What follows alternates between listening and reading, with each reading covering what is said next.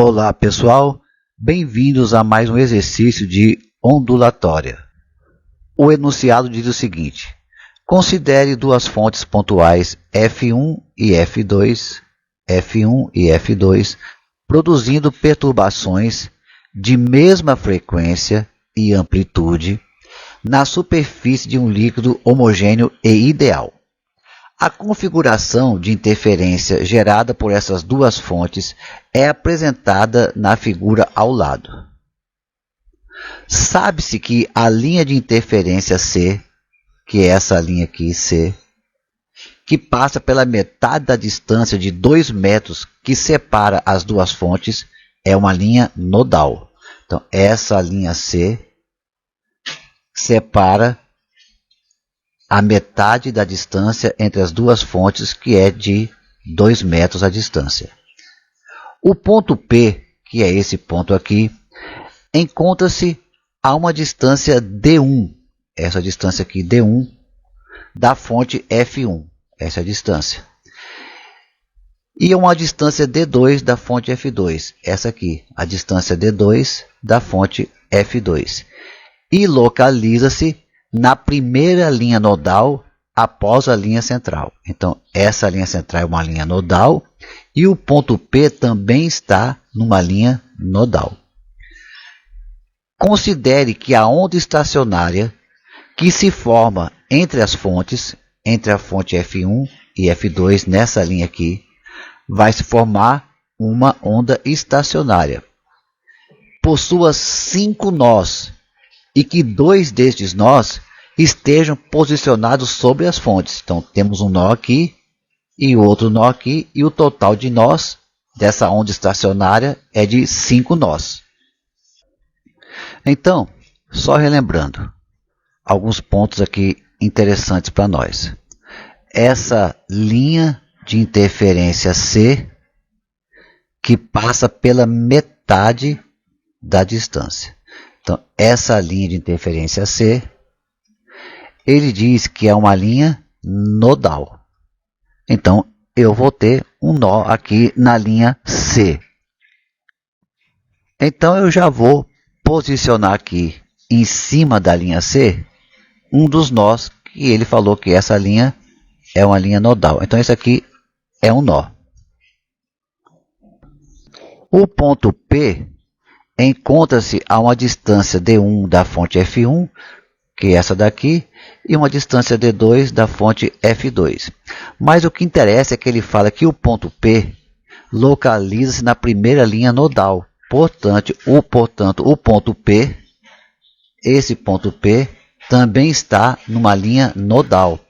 Então, eu posso também ter certeza que aqui eu também terei um outro nó.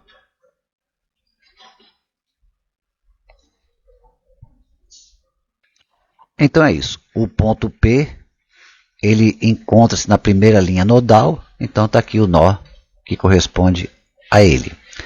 Considere que a onda estacionária, continua o exercício, que se forma entre as fontes, então essa onda estacionária que vai se formar aqui entre as fontes, possua 5 nós, ele está dizendo.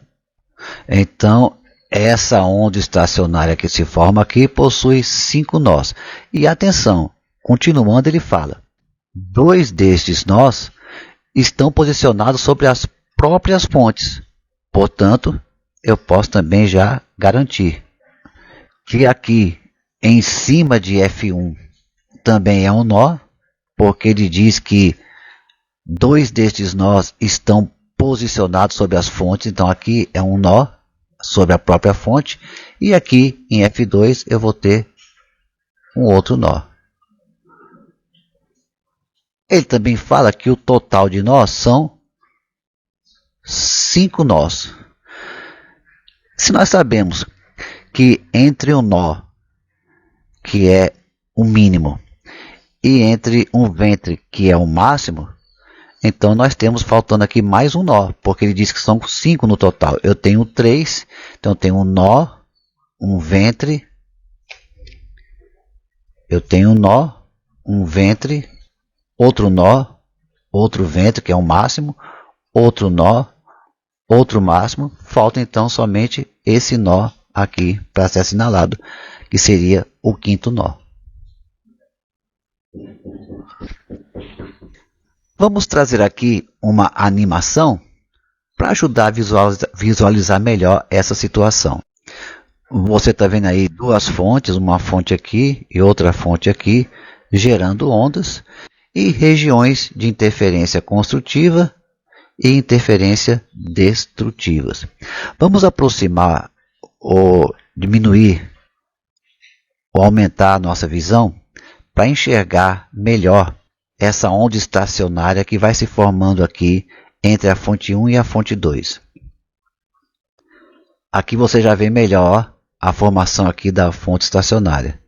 Se nós diminuirmos ainda mais, olha aí, agora você vê claramente aqui, né, essa fonte ou essa onda estacionária que vai se formar entre a fonte F1 e a fonte F2, que no nosso exercício apresenta 5 nós.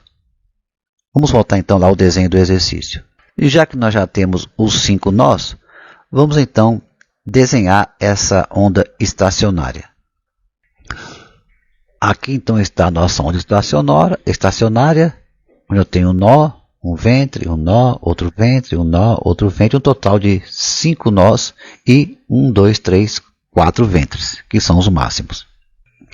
Vamos então relembrar algo importante. Nós temos aqui a ilustração com 1, 2, 3, 4 nós e 3 ventres. A distância entre dois nós consecutivos é o comprimento de onda dividido por 2, ou lambda sobre 2. Veja, aqui é um comprimento de onda completo, daqui até aqui. Então, entre dois nós, eu vou ter meio comprimento de onda, ou lambda sobre 2. Então, essa distância aqui entre esses dois nós consecutivos vai ser lambda sobre 2. Então, eu vou ter aqui 1 lambda sobre 2, 2 lambda sobre 2, 3 lambda sobre 2 e 4 lambda sobre 2 entre F1 e F2. Vamos escrever aqui 4 lambda sobre 2, é o que cabe aqui entre F1 e F2. Mas qual é a distância de F1 para F2? Olha, aqui na gravura vem explicando que é, ou mostrando que é 2 metros. Então, isso aqui é igual a 2 metros. Simplificando aqui esse 4 com esse 2, aqui dá 2 e aqui dá 1. Que vai resultar em 2 lambda igual a 2. Então, esse 2 passa para cá dividindo, fica lambda igual a 2 dividido por 2. E vai resultar lambda igual a 1 metro. Então, está aí a resposta, né? O comprimento da onda produzido pelas fontes F1 e F2, que tem aqui a mesma frequência, portanto, o mesmo comprimento de onda, esse comprimento vale 1 metro. A próxima pergunta é: calcule nessas condições que nós acabamos de ver acima, o produto D1 multiplicado por D2 entre as distâncias que separam a fonte do ponto P em metros quadrados. Metros quadrados porque se a distância aqui é metro e a outra distância é metro, e ele está pedindo para calcular o produto, a multiplicação, metro vezes metro vai ter que resultar em metro quadrado. Só isso. Mas qual é então o produto desse número multiplicado por esse outro número aqui, essas duas distâncias, né? Multiplicadas D1 e D2. Sendo D1, relembrando, né, a distância do ponto P até a fonte 1, e D2 a distância do mesmo ponto P até a fonte 2. Temos que considerar agora algo bem importante. Foi dito que essa linha central, ou seja, o meio do caminho entre a fonte 1 e a fonte 2, é um nó, como nós desenhamos aqui. E que a própria fonte 1 é um nó e a própria fonte 2 também é um nó.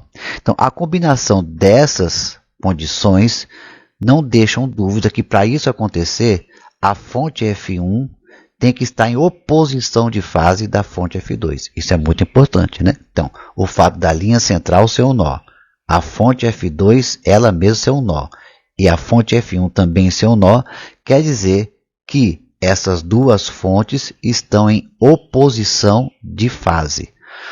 Isso porque para a fonte F1 ser um nó, quando ela vai gerar a fonte, ela encontra o mínimo dessa fonte chegando aqui, anulando essa emissão. Então, formando um nó aqui. A mesma coisa com F2. Quando ela vai gerar a onda dela aqui, ela também recebe o vale ou o mínimo dessa onda que vem de F1, anulando a própria fonte aqui.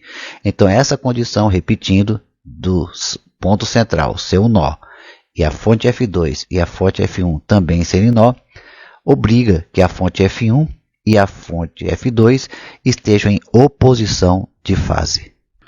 Vamos relembrar agora alguns detalhes importantes. Primeiro é que a diferença de caminho entre as fontes até o ponto em questão, D1 menos D2, ou ΔD, é dado por N, é um número inteiro, que multiplica lambda dividido por 2. Então, se essa diferença de caminho, D1 menos D2, ou ΔD, for um múltiplo par de lambda sobre 2, a interferência será construtiva. E se for um número ímpar de lambda sobre 2, será uma interferência destrutiva. Mas isso acontece quando eles estão na mesma fase, que não é o nosso caso aqui. Nas condições apresentadas pelo nosso exercício, nós vimos que as fontes estão em oposição de fase. Então a regra muda. Vai ser, quando for par, vai ser uma interferência destrutiva, e quando for ímpar, vai ser uma interferência construtiva. Ou seja, mudou tudo agora, né? O par vai ser destrutivo, o ímpar vai ser construtiva. Continuando, então nós temos aqui no ponto P, e o ponto P é um nó. Nós já sabemos disso. Então, se é um nó, é uma interferência destrutiva. Mas as fontes estão em oposição de fase. Se estão em oposição de fase, uma interferência destrutiva, o N, nesse ponto P, tem que ser par. Sobre o ponto P, também foi dito o seguinte, que ele localiza-se na primeira linha nodal. Ou seja, qual é o primeiro número par? É o zero. Mas se fosse o zero, não haveria nenhuma diferença de distância, né? A distância seria a mesma. E não é o caso aqui do ponto P. Então, o primeiro par depois do zero é o 2. Portanto, o N no ponto P tem que valer 2. Vamos escrever isso aqui, né? P na primeira linha nodal. Então, nós temos que ter o N igual a 2. Relembrando que ΔD é N que multiplica lambda sobre 2, vamos escrever isso. ΔD é N que multiplica lambda sobre 2. O ΔD, nós sabemos que é essa diferença das distâncias D1 menos D2, né? A diferença do percurso de P até F1 para P até F2, ou seja, ΔD é D1, essa distância, menos D2, essa distância aqui. Reescrevendo então ΔD, fica ΔD é D1 menos D2 igual a N multiplicado por lambda sobre 2.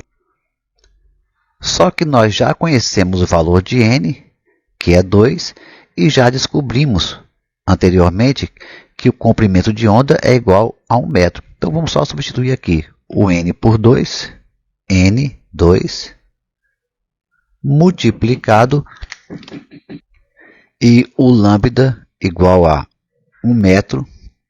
Então aqui lambda igual a 1 e aqui o 2.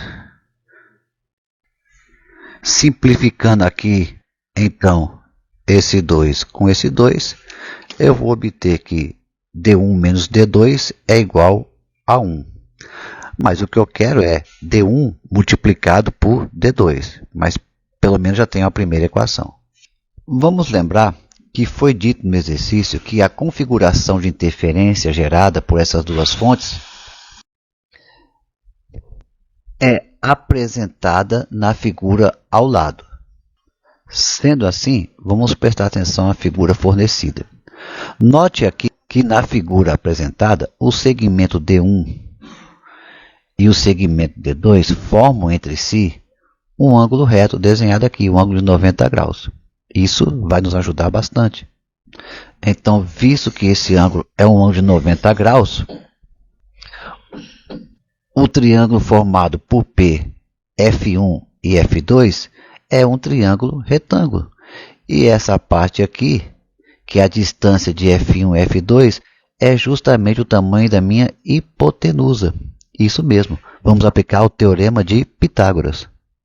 Aplicando Pitágoras, eu vou dizer que essa hipotenusa, que é 2 elevado ao quadrado, vai ser igual a D1 ao quadrado, que é o cateto, somado com D2 ao quadrado, que é o outro cateto.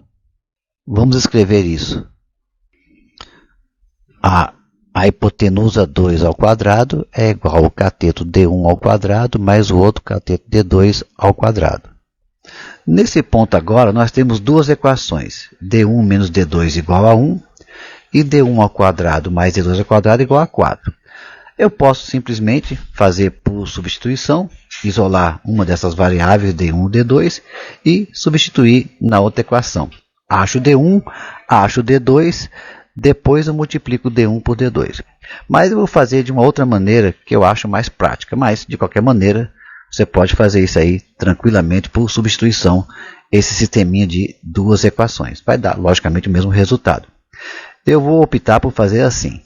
Eu vou pegar essa equação aqui, eu vou reescrever essa equação aqui, D1 menos D2 igual a 1, e vou elevar ambos os membros da equação ao quadrado.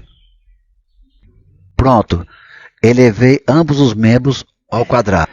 Relembrando agora os produtos notáveis, né?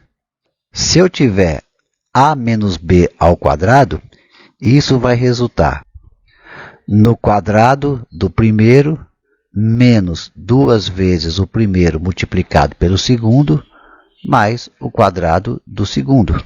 Eu vou aplicar isso aqui lá em cima agora, que vai ficar o quadrado do primeiro, ou seja, D1 ao quadrado, menos 2 vezes D1 multiplicado por D2, mais o quadrado do segundo, que é D2 ao quadrado, e isso vai ser igual a isso aqui, 1 elevado ao quadrado, que vai ser 1.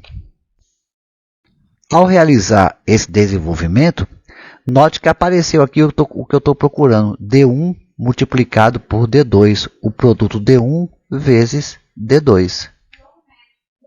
Agora eu vou apenas reescrever, vou pegar esse D1 ao quadrado e juntar com esse D2 ao quadrado, D1 ao quadrado mais D2 ao quadrado, colocar isso aqui no canto e trazer o menos D1, D2 aqui para frente. Então ficou menos D1, D2 mais D1 ao quadrado mais D2 ao quadrado igual a 1. Mas eu preciso lembrar que esse valor aqui de D1 ao quadrado mais D2 ao quadrado, eu já tenho ele aqui, ó. Isso aqui vale 4, então vai me facilitar bastante o caminho. Então vai ficar menos 2D1, D2, que eu escrevi aqui. No lugar de D1 ao quadrado mais D2 ao quadrado, eu vou colocar esse 4 e copiei esse 1 para cá. Então vai ficar aqui menos 2 que multiplica D1, D2 é igual a 1. Passo 4 para cá, menos 4. Então vai ficar menos 2D1, D2 igual a menos 3. Vou multiplicar tudo por menos 1. Eu vou obter 2D1, D2 igual a 3. Portanto, a nossa resposta é o produto D1 vezes D2 é 3 meios, ou seja, 1,5 ou 3 meios metro elevado ao quadrado, né? Porque D1 é metro, D2 também é metro, metro vezes metro. Vai dar metro ao quadrado, 3 meios de metro ao quadrado. Muito obrigado por assistir e até a próxima. Sempre lembrando que nossos vídeos são feitos de maneira bastante detalhada, por isso fica um pouco mais extenso, porque nós fazemos passo a passo, tá? Muito obrigado pela paciência e até a próxima.